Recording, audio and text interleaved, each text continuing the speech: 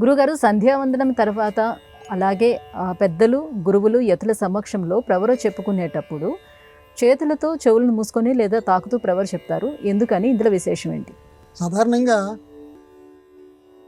నీ పేరేమిటి అని సంప్రదాయం తెలిసినటువంటి వాళ్ళని ఎవరినైనా మనం ప్రశ్నిస్తే నా పేరు పతంజలి అని చెప్పకూడదు.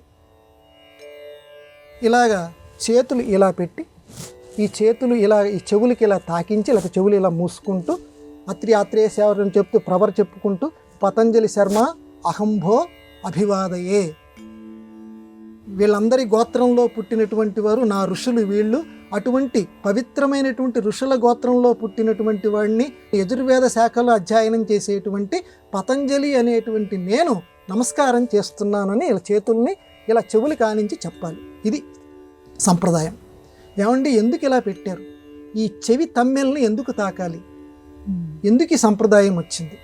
ప్రవర్ చెప్పేటప్పుడు అలా ఎందుకు ఉండాలి అని అంటే, చాలా పరిశుద్ధమైనటువంటి ఇంద్రియం ఏదయ్యా ఇంద్రియాల్లో అంటే చెవులు అన్నారు.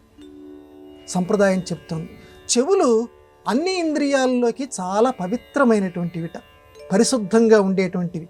అంటే రెండు వినాయకుడి యొక్క చెవులు కనుక పెద్ద చెవులు ఎందుకు ఉంటాయి అంటే, లోకంలో ఏది వినాలో అది వింటూ జల్లెళ్ళలాగా మిగతా మంచిదాన్నే లోపలికి పోనిస్తూ చెడుని బయటికి విసర్జిస్తూ ఉంటుందట.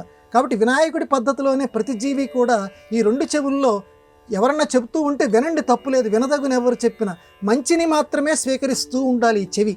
అందుకే ఇవి చాలా పరిశుద్ధాలు అంటారు. కాబట్టి నీ ప్రవర్ ఏమిటి, నీ పేరేమిటి అని అంటే ఇలా చెవులు కానించి చెప్పటం వల్ల పితృదేవతలు కూడా ఈ పరిశుద్ధమైన ఇంద్రియాల ద్వారా ఓహో పతంజలి మన గోత్రం గురించి చెప్తున్నాడా అని చెప్పి నా పితృదేవతలందరూ కూడా చాలా సంతోషించి నన్ను నా కుటుంబాన్ని రక్షిస్తారు. ఇలా ఎవరినైనా సరే ప్రవర్ చెప్పేటువంటి వాళ్ళని. కాబట్టి పితృదేవతల నుంచి ఆశీర్వచనం పొందాలి అని అంటే, ఋషుల నుంచి ఆశీర్వచనం పొందాలి అని అంటే ప్రతి వాళ్ళు ఈ రకంగా చెవికి ఆనించుకొని చెప్పాలి. అలాగే ఆధునిక పరిభాషలో చెప్పుకుందాం. ఆధునిక పరిభాషలో ఈ చెవిని ఎందుకు తాకాలి అని అంటే, ఈ చెవి తమ్మెలు చాలా సున్నితమైనటువంటివి. ఈ ప్రకంపనలు మెదడు దాకా వ్యాపిస్తూ ఉంటాయి. మెదడులో నిక్షిప్తమై ఉన్నటువంటి పితృదేవతల యొక్క జ్ఞాపకాలని తట్టి లేపుతాయి. ఎవరికి వాడు చెవిని పట్టుకొని చూస్తే తెలుస్తుంది. ఈ చెవిని గనక పట్టుకుంటే చాలా సున్నితంగా ఉంటుంది తమ్మె.